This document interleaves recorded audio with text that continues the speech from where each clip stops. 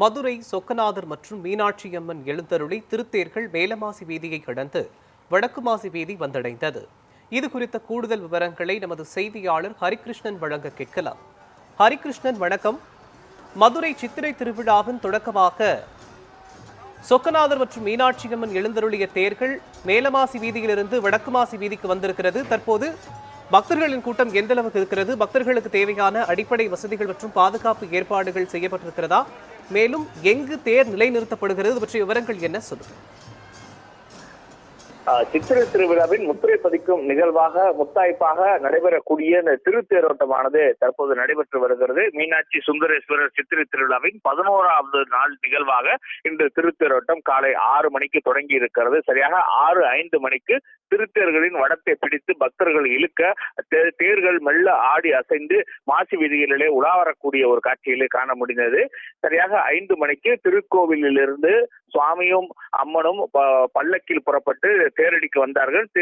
பெரிய தேரில் சுந்தரேஸ்வரர் பெரியா விடையுடன் சமேதராகவும், சிறிய தேரிலே மீனாட்சி அம்மன் எழுந்தருளி பக்தர்களுக்கு அருள் பாலித்தனர். சரியாக 6:05 மணிக்கு தேர் வடம் பிடித்து இழுக்க தொடங்கப்பட்டது. தொடர்ச்சியாக விளக்கு தூண், தெற்கு மாசி வீதி, மேல மாசி வீதி, வடக்கு மாசி வீதி, தற்போது கீழ மாசி வீதிக்கு வந்தடைந்திருக்கிறது.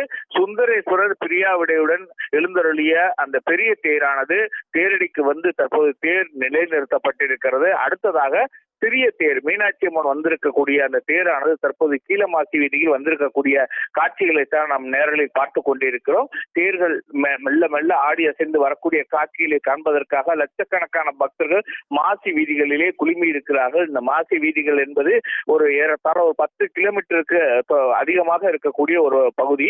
தேரடியிலிருந்து புறப்பட்டு மாசி வீதிகளிலே வந்து மீண்டும் தேரடிக்கு வருவது என்பது ஏறத்தாழ 10 கிலோமீட்டரை தாண்டி இருக்கக்கூடிய ஒரு தொலைவாக இருக்கிறது. இந்த தேரோட்டம் தான் தற்போது நடைபெற்று வருகிறது. காலை 6 மணிக்கு தொடங்கிய தேரோட்டமானது தொடர்ச்சியாக 6 மணி நேரத்தை கடந்து நடந்து கொண்டிருக்கிறது. ஏறத்தாழ ஒரு 7 மணி நேரம் தேரோட்டம் நடைபெறும் என கணிக்கப்படுகிறது. தேரோட்டத்தை பொறுத்தளவிற்கு காலையில் தொடங்கி தற்போது வரைக்கும் அந்த இளைஞர்களும் மற்றும் பக்தர்கள் வந்து எந்த ஒரு குறைவில்லாமல் அந்த வடத்தை பிடித்து தேர்களை இழுத்து வரக்கூடிய காட்சிகளை பார்க்க முடிகிறது. பக்தர்களை பொறுத்தளவுக்கு பாதுகாப்பு வசதிகள் செய்யப்பட்டு இருக்கிறது. 4 மாசி வீதிகள் மட்டுமல்ல, அதற்கு இருக்கக்கூடிய வெளி வீதிகளிலும் போக்குவரத்து தடை செய்யப்பட்டிருக்கிறது. அங்கு தடுப்பு வேலிகள் அமைத்து வேற வாகனங்கள் ஏதும் வராத வண்ணம் நடவடிக்கை எடுக்கப்பட்டிருக்கிறது. அது மட்டுமில்லாமல் தேரை இழுத்து செல்லக்கூடியவர்களுக்கும் பக்தர்களுக்காகவும் பல்வேறு மருத்துவ வசதிகள் செய்யப்பட்டிருக்கிறது. கோளாறு ஏற்பட்டவருடையாக அவருடைய அழைத்து செல்வதற்கு திருத்தேருக்கு பின்னதாகவே வந்து அவங்க ஆம்புலன்ஸ்கள் வரவழைக்கப்பட்டது. மேலும் வந்து தேருக்கு முன்னதாகவும் பின்னதாகவும் தீயணைப்புத்துறை வாகனங்கள் வந்து கொண்டிருக்கும் காட்சிகளை பார்க்க முடிகிறது. இப்படி அனைத்து விதமான பாதுகாப்பு ஏற்பாடுகளும் செய்யப்பட்டிருந்தது. திருத்தேர்களை பொறுத்தளவிற்கு அந்த பெரிய தேர் என்பது சுந்தரேஸ்வர பிரியா விடையுடன் எழுந்தெழக்கூடிய பெரிய தேர் என்பது 16 டன் எடையுள்ள ஒரு பெரிய தேர். இந்த தேர் வந்து அலங்கரிக்கப்பட்ட கயிறு கட்டைகள் மற்றும் துணிகளால் அலங்கரிக்கப்பட்டு அந்த மீனாட்சி சுந்தரேஸ்வருடைய அந்த கொடி பறக்க விடப்பட்டு அந்த தேரானது தயார் செய்யப்பட்டிருந்தது. தேருக்கு முன்புறமாக குதிரைகள் தேரை இழுத்து செல்லக்கூடிய வகையில் குதிரைகள் கட்டப்பட்டிருந்தது.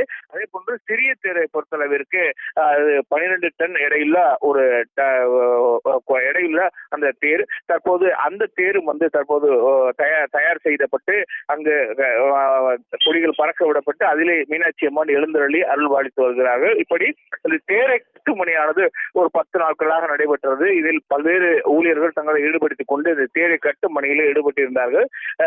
தேர் கட்டும் பணிகள் நிறைவுற்று தற்போது காலையிலே மீனாட்சி அம்மனும் சுந்தரேஸ்வரரும் தேர்களில் எழுந்தருளி அங்கிருந்து திருவீதி உலா நடைபெறக்கூடிய காட்சிகளைத்தான் பார்த்து கொண்டிருக்கிறோம். சிறிதளவும் உற்சாகம் அந்த இளைஞர்கள் பிடித்து இழுத்து வரக்கூடிய காட்சிகளைத்தான் காண முடிகிறது. தேரை இழுத்து செல்லக்கூடிய எந்தெந்த இடத்திலே இழுத்து செல்ல வேண்டும், எந்த இடத்தில் நிறுத்த வேண்டும் என்பதற்கு என்பதற்காக அவர்கள் வந்து அங்கு வந்து அவர் கோவில் பணியாளர்கள் வந்து அவ்வப்போது மைக்கில் அவர்கள் தெரிவித்து வருகிறார்கள். அது மட்டும் இல்லாமல் அந்த தேருடைய சக்கரங்களிலே வந்து அந்த தேர் நிறுத்தப்படும் போது அதற்கு கட்டைகள் இட்டு அந்த தேரை நிறுத்துவதற்கும் தனியாக பணியாளர்கள் நியமிக்கப்பட்டு அவர்கள் தேரை புறப்படுவதற்கும் நிறுத்துவதற்கும் அவர்கள் தயார் செய்து வைக்கிறார்கள். ஒரு 30 ஆண்டுகளுக்கு முன்பாக மரச்சக்கரத்தினால் ஆன தேர்கள் தான் இருந்தது. இந்த மரச்சக்கரம் தான் அந்த மாசி வீதிகளிலே வளம் வந்து தேரோட்டம் நடைபெறும். ஏறத்தாழ 8 மணி நேரம் கூட தேரோட்டமானது நடைபெற இருக்கிறது. பக்தர்கள் வேண்டுகோளுக்கு இணக்க தேரை விரைவாக இழுத்து செல்ல வேண்டும் என்பதற்காக ஒரு 30 முன்பாக ஹைட்ராலிக் பொருத்தப்பட்ட அந்த சக்கரங்கள் பொருத்தப்பட்ட தேர்களுக்கு ஹைட்ராலிக் சக்கரங்கள் பொருத்தப்பட்டது. மேலும் வந்து அது தான் தற்போது நடைமுறையில் இருக்கிறது. இந்த ஆண்டு பொறுத்தளவுக்கு அதிலே அந்த தேர்தலிலே 4 சக்கரங்களிலே வந்து ஹைட்ராலிக்குடைய அந்த இரும்பு தகடுகள் வந்து தேய்மானம் ஏற்பட்டு இருக்கிறது. சக்கரத்தினுடைய தகடுகள் தேய்மானம் ஏற்பட்டு இருக்கிறது கண்டறியப்பட்டது. அதனைத் தொடர்ந்துதான் திருச்சியில் உள்ள பெல் நிறுவனத்தில் வந்து மூலமாக அந்த தகடுகள் வந்து தற்போது மாற்றப்பட்டு தற்போது புது பொலிவுடன் சக்கரத்திலே பொருத்தப்பட்டு தற்போது சக்கரமானது புது சக்கரங்கள் பொருத்தப்பட்டு ஹைட்ராலிக் சக்கரங்கள் பொருத்தப்பட்டு திருத்தேரோட்டமானது நடைபெறுகிறது. இப்படி பல்வேறு ஏற்பாடுகள் செய்யப்பட்டு இருக்கிறது. இந்த தேரை பொறுத்தளவிற்கு மீனாட்சி சுந்தரேஸ்வரர் சித்திரை திருவிழாவிலே கொடியேற்றம் முதல் வரைக்கும் நிறைவு விழா வரைக்குமே கொண்டாட்டமாகத்தான் இருக்கும். ஆனால் இந்த கொடியேற்றம், பட்டாபிஷேகம், திக்விஜயம், திருக்கல்யாணம், திருத்தேற்றம் என்பதுதான் பக்தர்கள் குறைவில்லாமல் லட்சக்கணக்கான பக்தர்கள் ஒவ்வொரு மாசி வீதியிலும் குழுமி இருந்து அந்த தேரை வரவேற்பதற்காக காத்திருக்கக்கூடிய காட்சிகளை பாட முடியும். அப்படித்தான் இந்த தேர்களானது மெல்ல மெல்ல ஆடி அசைந்து வந்திருக்கிறது. பெரிய தேர் தற்போது நிலைக்கு வந்தடைந்திருக்கிறது. சிறிய தேர் இன்னும் சில நிமிடங்களிலே அந்த தன்னுடைய நிலைக்கு வர இருக்கிறது. இந்த காட்சிகள் தான் தற்போது இந்த நிகழ்வுகள் தான் தற்போது நடந்து கொண்டிருக்கிறது.